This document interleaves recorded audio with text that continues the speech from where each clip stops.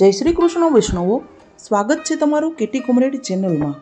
વૈષ્ણવો, આજે આપણે ઠાકોરજીની અમુક લીલાઓનો સત્સંગ કરીશું। તો ચાલો શ્રી મહાપ્રભુજીનું નામ સ્મરણ કરીને આજના આ અવલૌકિક સત્સંગની શરૂઆત કરીએ। ભગવાનની માખણ ચોરીની લીલાનું અવગાહન કરીએ।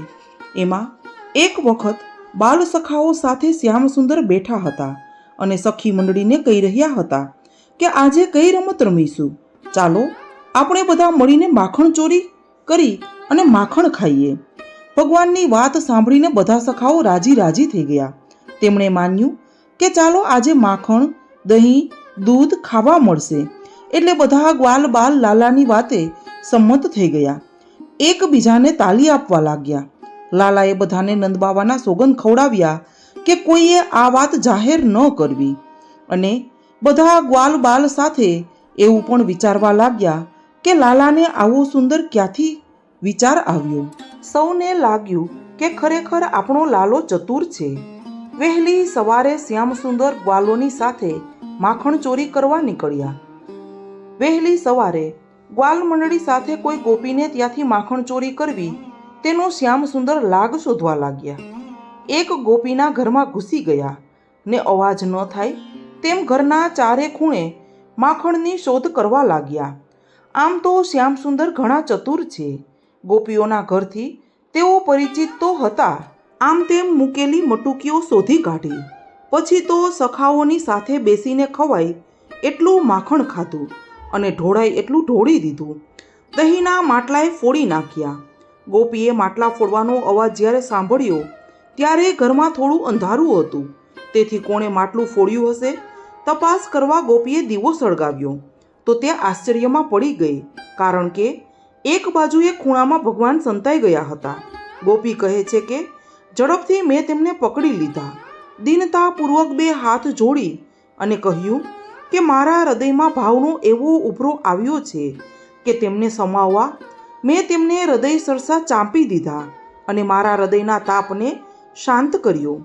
શ્યામ સુંદરની માખણ ચોરીની વાતો તો આખા વ્રજમાં ફેલાઈ ગઈ। બધી ગોપીઓ વિચારમાં પડી ગઈ કે મારે ઘેર નંદકુમાર માખણ ચોરવા આવશે તો હું શું કરીશ। કોઈ ગોપી કહે છે કે મારા ઘરમાં પણ તે આવ્યો હતો। બીજી ગોપી કહે છે કે મને જોઈને તો સામેના ઘરમાં ઘૂસી ગયો। વળી ત્રીજી ગોપીને શ્યામસુંદર ગમતા હતા, એટલે તેણે તો કહ્યું કે જો લાલો મારા ઘેર આવે તો હું તેને પ્રસન્નતાપૂર્વક સારામાં સારું માખણ ખવડાવું। ત્યાં વળી ચોથી ગોપી બોલી, જો લાલો મારા ઘેર આવે તો હું તેને એવો બાંધી દઉં કે તે છૂટી જ ન શકે। પાંચમી ગોપીએ કહ્યું કે હું તો હૃદય સરસો ચાપીને જ રાખું, છોડું જ નહીં। સૂરદાસજી અંતે એવો અભિપ્રાય આપે છે કે દરેક વ્રજવાસીની બુદ્ધિ પ્રભુ મિલનની અભિલાષા કરે છે અને નંદકુમાર પોતાને મળે તેવી સૌ કોઈ ઈચ્છા કરે છે। માખણ ચોરીની લીલા જોતા પ્રથમ દ્રષ્ટિએ તો સૌને તે ચોરી જ લાગે, પરંતુ તે લીલાનું ગુહ્યમાં ગુહ્ય તથ્ય વિચારીએ તો આપણને સમજાશે કે માખણ ચોરીની લીલા દ્વારા ભગવાન સર્વ વ્રજવાસીઓના મનનો નિરોધ કરવા માગે છે। સૌ ગોપીજનો એમ ઈચ્છતા હતા કે લાલો મારે ઘેર માખણ ચોરી કરવા આવે તો હું આમ કરું, કોઈ કહે હું તેમ કરું। ગમે તે રીતે ગોપીઓ સતત શ્યામસુંદરનો વિચારોમાં ખોવાયેલી જ રહેતી। આ રીતે માખણ ચોરીની લીલા નિરોધ લીલા છે।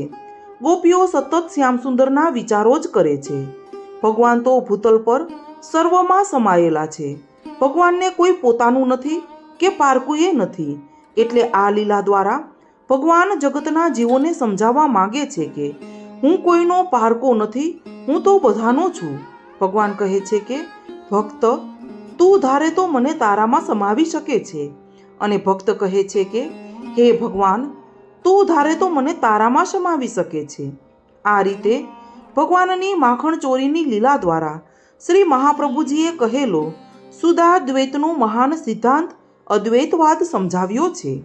માખણ ચોરીની લીલા એક બીજી વાત પણ વૈષ્ણવોને સમજાવે છે કે જીવ પોતાની વસ્તુ ગમે ત્યાં સંતાડી રાખે છતાં અંતર્યામી ભગવાન તે શોધી કાઢે છે, કારણ કે ભગવાન તો જેટલા આપણાથી દૂર છે તેટલા આપણાથી નજીક પણ છે। ભગવાન જેટલા મોટા છે તેટલા નાના બનીને જીવના હૃદયમાં રહી શકે છે. એક બીજી વાત પણ આ લીલા સમજાવે છે કે ભગવાન તેના જ મનની ચોરી કરે છે કે જેનું મન માખણ જેવું કોમળ હોય, જેના હૈયામાં ભક્તિ વસી હોય, તેનું મન ભગવાન ચોરે છે. ભગવાન તાજું જ માખણ આરોગે છે, વાસી માખણ વાંદરાઓને ખવડાવી દે છે.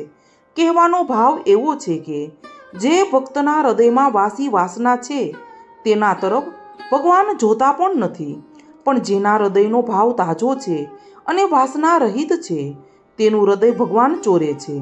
આ પ્રમાણે ભગવાને તો ભક્તના મનનો નિરોધ કરવા માટે અનેક લીલાઓ કરી છે, જેવી કે દાણ લીલા, માન લીલા, સાંજી લીલા, પનઘટ લીલા, આવી કેટલીય લીલાઓ કરી છે.